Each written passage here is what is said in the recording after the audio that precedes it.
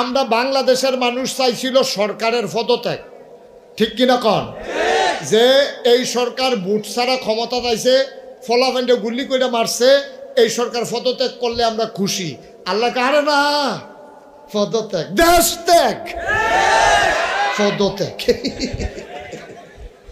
আল্লাহকে দূরে হইতো না, ফাপ বাতি হয়ে গেছে গা।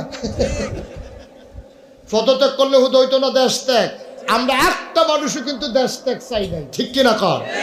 আপনারা কেউ দেশ ত্যাগ চাইছিলেন? যে দেশের ত্যাগ ভাগ্য চাই কেউ, এই কথা কি আমরা কেউ চাইছিলাম? চাই নাই। আমরা চাইছিলাম পদত্যাগ। আল্লাহ কয় না, ওইসা না, তোমরা বুঝে আমি আল্লাহ চালাই না, দুই নেই, তোমরা জিগাইয়া ফাটা যেত না দেশ ত্যাগ। কারণ যেই কাম করছে দেশের বিরুদ্ধে, জনগণের বিরুদ্ধে, আমার ছেলেদের বুক ঝাঁঝরা করে তাজা প্রাণগুলো যারা ছড়িয়ে দিতে পারে, এই দেশে তাদের থাকার অধিকার নয়, ঠিক কি?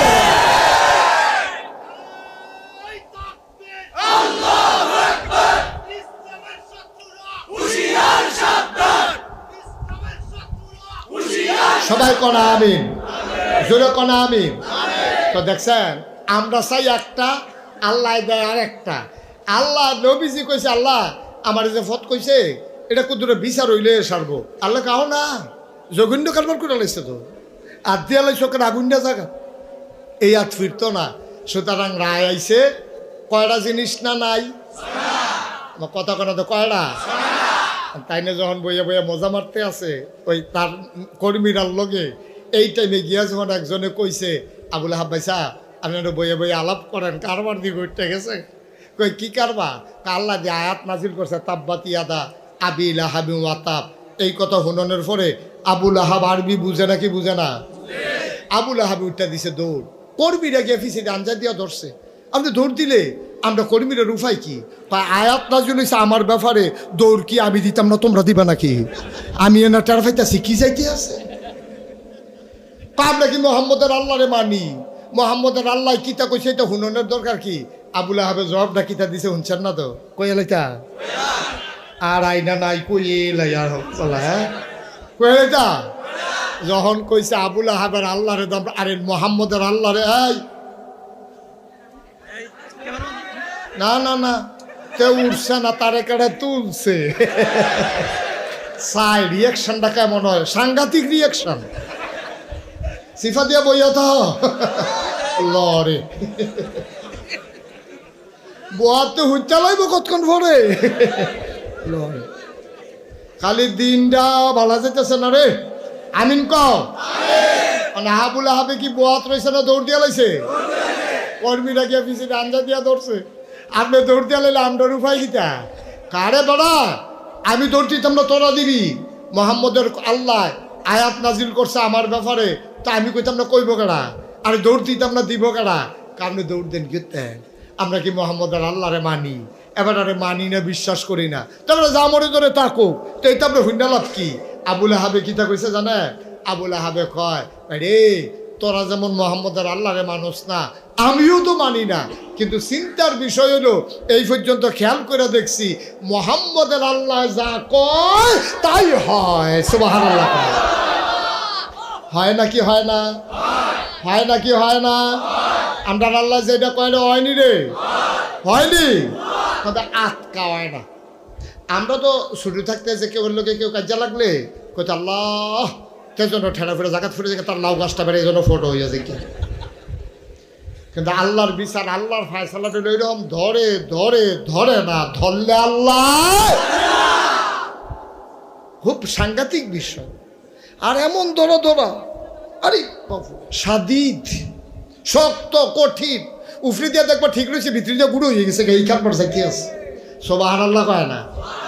এখন যখন আবুল আহাবে এই খবর পাইছে, এই খবর আবুল আহাবের বউয়ের কানও গেছে। এই আবুল আহাবের বউটা কি নগণ্য না জঘন্য? কম না বেশি? এরকম বেরিয়ে আসেনি রে আমরা দেশ। আমি সব মাহফিলও গেলে আজ যে মাগরিবের পরে দাউদকান্দি কই আইছি, আমি যেখানে যাই কি রে জানি দাউদকান্দির কথা আইয়া পড়ে। আর যখন আবার আইয়া পড়ছে তো কই আলাইতা দাউদকান্দি। আমি এক মাহফিল, আমি কইছি অনেক বেরিয়েছে খারাপ, এক বুড়া বেড়া ফাল দিয়ে খেয়ে আমরা ঘরে আছি।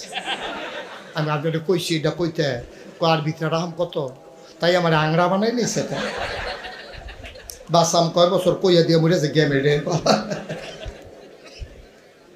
আসেনি রে রহ জাগা মতো আছে ঠিক কিনা আছে জায়গায় জায়গায় আল্লাহ যুগে যুগে সেট করে রাখছে রে। এ আবুল আহাবের স্ত্রী কি নগণ্য না জঘন্য? এ ভিডিও যখন শুনছে ভিডিওর জামাইয়ের ব্যাপারে কইছে তাব্বাতি ইয়াদা আবিল আহাবে ও তাপ। এ ভিডিও আরবি বুঝেনি রে, এ ভিডিও তো আরবি বুঝে। এ ভিডিও কয় হ্যাঁ তোমার ইয়া হয় না, তোমার রাস্তাত কাটা বিছাই দিয়া রাহি, তুমি ও মাগো কইয়া চিল্লান দাও, আজ আবার খোদা আল্লাহ রে দিয়ে এত বড় শক্ত কথা আমার জামাইর নামে কোয়াও, আজ যাও হইব দাওড়া লইয়া শাড়িটা কাঁচা দিয়া এবিডি বাড়ি গেছে গা নবীজিরে বিচারে। বিচারতে বিচারতে বিচারতে বিচারতে সারাটা দিন বিচাইরা আই তে রুখ লইয়া লাইছে, থামতো না। আমিন বলো, জোরে বলো। এখন এবিডি সারাটা দিন বিচাইরা যখন পায় না, শেষ পর্যন্ত দেখে যে নবীজি আর আবু বকর ফাঁসাফাঁসি হাঁটতে আছে। আবুল আহাব এর স্ত্রী দাউলে আগাইতে আছে। নবী আবু বকর সিদ্দিক রাদিয়াল্লাহু তাআলা আনহু উনি কয় ইয়া রাসূলুল্লাহ সর্বনাশ, সহাল থেকে বেরি দাউলে আমার হইছে। আর আজ যখন আপনার সামনে ফুরে গেছেন গা, লক্ষণ খারাপ, বেডিটা তো বেশি সুবিধার না, আবার কুপটুপ দিয়া লায়। নবীজি মুসকে হাসি দিয়া কয় আবুল আহাব, এ আবু বকর, এ আবুল আহাবের স্ত্রী দেখবা তোমারে দেখবে, আমারে দেখবে না। সুবহানাল্লাহ বলবেন না? আল্লাহ বান্দাকে এইভাবেই হেফাজত করে। সত্যি সত্যি আবু বকর সিদ্দিকের সামনে আইয়া আবুল আহাবের বউয়ে জিজ্ঞেসে, ও লগেরটা কো, লগেরটা কো? কয় কার কথা জিগান? কয় মোহাম্মদ। কয় আছে তো। কয় কই আছে? সহাল থেকে বিচারতাছি পাই না। আবু বকর সিদ্দিক মনে মনে কয় দেখে না। সুবহানাল্লাহ কয় না? নবীজি লগে দিয়া তার দেখে না তো। খেলা তো আল্লাহ, খেলা কার? কত কেন খেলা কার? আবুল আহাবের স্ত্রী সারাটা দিন আল্লাহ নবীকে তালাশ করলো, পাইল না।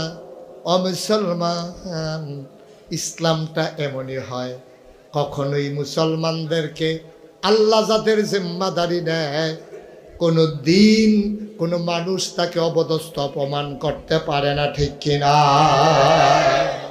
লম্বা ঘটনা, ওইটা বলা আমার উদ্দেশ্য না।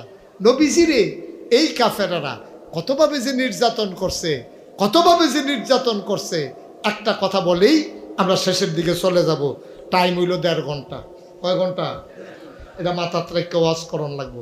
ফরে মেগাইলে আল্লাহরে কিচ্ছু কখন দিত না, ঠিক নিও? টাইমের ভিতরে শেষ করা। আমি আর এই শেষের দিকে যাই। এই নবীজি এইরকম অত্যাচারের পরও 13টা বছর আমরারে কি অত্যাচার করছে, অত্যাচারের দূর করছে। অনেকক্ষণ মাহফিলে দাওয়াত দিলে কইছে এই হুজুর আনলে মাহফিল করন যাইতো না, না হইলে ওই মাহফিল করে নামতাম লইছি, এক রাস্তা দিয়ে পুলিশ কেড়ে রইছে, ঘুরে আরেক রাস্তা দিয়ে যাওয়ার না, যে দূরে তো কেন এরকম না হইলে ডায়াবেটিসের রুগী যখন ঘুরে আটলাম, খারাপ কি? হ্যাঁ, এমনি এমনি না হইলে চলন লাগছে আর কি। কিন্তু দেখেন কি নির্যাতনটা নবীর উপরে।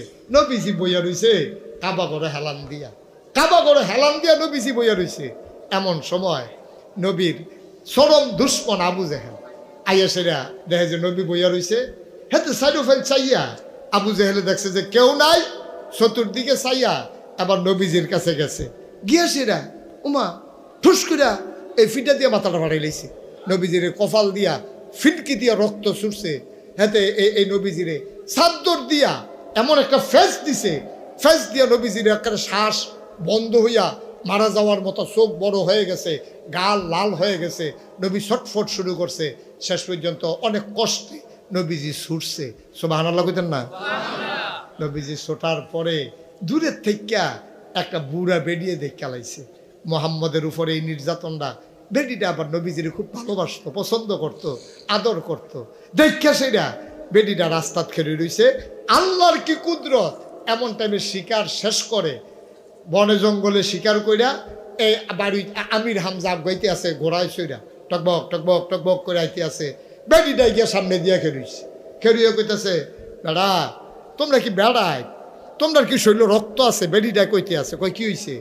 আরে বেড়া মোহাম্মদের বাপ নাই দেখা আজ আবু জেহেলের মতো মাইনসে তোমরার মতো চাচা থাকতে আবু জেহেলে মোহাম্মদ রে গলার মধ্যে চাদর দিয়ে ফেস দিয়ে হালাই দেয়, আর তুমি আসো ওই হরিণ শিকার লইয়া তোমার বাতিজারে মাইরালা, এটাই করো। আমির হামজা মক্কার বীর পুরুষের অন্যতম একজন বীর পুরুষ। তিনি আস্তে করে ঘোড়ার পিঠ থেকে নেমে কাবার কিনারে গেলেন। গিয়া দেহে আবু জেহেল বই বই হাসতে আছে, মনে করছে নবীজিরে মারছে। শুনলে আবু জেহেলও তো তখন কাফের, তো খুশি হইব এই মনে করে কইতাছে, আমির হামজা ঘটনাটা ঘটাই লইলাম। কয় কি করছো? কয় তোমার বাতিজারে যেমনি ফেস দিসটা কোনো মতে বাচ্চা গেছে, বাসনের কথা না, কোনো মতে টিক্কা রয়েছে। কয় কারে ফেস দিছ? কয় মোহাম্মদ রে। কয় কোন মোহাম্মদ? কয় তোমার ভাতিজা মোহাম্মদ। আমার ভাতিজা মোহাম্মদ রে তুমি ফেস দিয়া মাইরালাও, আবার আমার কাছে খবর কও কেমন বেড়ারা। আর রক্ত আগুন লেগেছে, লেগেছে রে লেগেছে, রক্তে আগুন লেগেছে, লাগিয়ে গেছে জায়গা মতো। আবার আস্তে কইরা ধনুকটারে টান দিয়ে আবার করে একটা ফিটা দিছে, সেরেত কইরা রক্ত ছুটে ওমাগো কইয়া আবু জাহেল আমির হামজা কয় সাবধান, মনে রাইখা চইল বাতিজার বাপ নাই, আমরা মরে যাই নাই। সুবহানাল্লাহ বলবেন না? আমির হামজা বাড়িতে গেলেন, খুঁজে আল্লাহর নবীকে বের করলেন। আল্লাহর নবী তখনও বিমর্ষ, মন তার বড় খারাপ। আল্লাহ নবীর কাছে গেলেন আমির হামজা, ডাক দেয়া কয় ভাতিজা মন খারাপের কিছু নাই, আমরা ছেড়ে দেওয়ার মানুষ না, আমার রক্তে কামড় দেবে, আমি ছেড়ে দেব না। ভাতিজারে তুই শুই না খুশি হবি, আবু জেহেলের মাথা ফাটাই দিছি, ফিনকি দিয়া রক্ত ছুটেছে, প্রতিশোধ দিয়ে নিয়েছি। নবী কারে কয় শোনো। আল্লাহ নবী আবার চোখের পানি ছেড়ে দিলেন। এতক্ষণ নবী কাঁদেন নাই, আল্লাহ নবী আবার চোখের পানি ছেড়ে দিলেন। ডাক দেয়া কয় চাচা আপনি কি বললেন আমি বুঝি নাই। কই তোমার চাদর দিয়ে পেঁচ দিয়ে ফেলে দেওয়ার কারণে আমি তার প্রতিশোধ নিয়েছি, আবু জেহেলের মাথা ফাটিয়ে দিয়েছি। তুমি কি ভাতিজা খুশি হও নাই? আল্লাহ নবী কাঁদে। ডাক দেয়া কয় চাচা কার মাথা রইল কার মাথা গেল, এতে মোহাম্মদ খুশি হয় না। মোহাম্মদ এই প্রতিশোধ নেওয়ার জন্য দুনিয়াতে আসে নাই।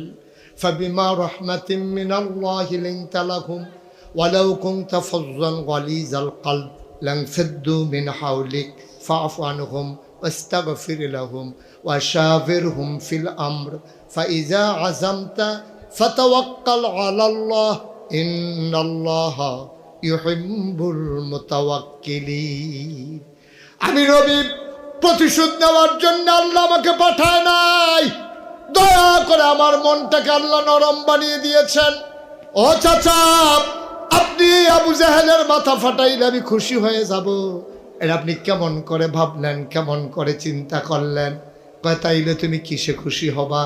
আল্লাহ নবী চোখের পানি ছেড়ে দিয়ে কয় চাচা আমি খুশি হব সেই দিন, যেই দিন দেখবো আপনি কলমা খচিত পতাকার তলে এক হয়ে গেছেন, যেই দিন আপনি কলমা পড়ে নিয়েছেন, সেই দিন আমি খুশি হব। আমির হামজা ডাক দেয়া কয় ও মোহাম্মদ হাতটা বাড়াই দাও। আল্লাহ নবী হাত বাড়িয়ে দিলেন, আমির হামজা সাথে সাথে কলমা পড়ে মুসলমান হয়ে গেলেন। লা ইলাহা ইল্লাল্লাহু মুহাম্মাদুর রাসূলুল্লাহ সাল্লাল্লাহু আলাইহি ওয়াসাল্লাম। সুতরাং বাংলাদেশে কারা নির্যাতিত হলো, কারা মামলা খেলো, কারা জেলখানায় গেল, ইসলামী আন্দোলনের নেতা কর্মীরা ওই প্রতিশোধ নিয়ে কখনো খুশি হতে পারে না। খুশি হবে তখনই যখন দেখবে 56,000 বর্গ মাইলের বাংলাদেশে টেকনাফ থেকে তেঁতুলিয়া, রূপসা থেকে পাথুরিয়া, আকাশে যখন কলেমা খচিত পতাকা পথ পথ করে উঠবে, আর মানুষ পাবে স্বাভাবিক মৃত্যুর গ্যারান্টি, আর ইসলাম কায়েম হয়ে যাবে। তৃণমূল পর্যায় থেকে শুরু করে রাষ্ট্রের সর্বোচ্চ পর্যন্ত ইসলাম যেদিন কায়েম হবে, সেই দিন মধ্যে মুজাহিদেরা খুশি হবে, থেমে যাবে। এর আগে না, ঠিক কিনা বলো?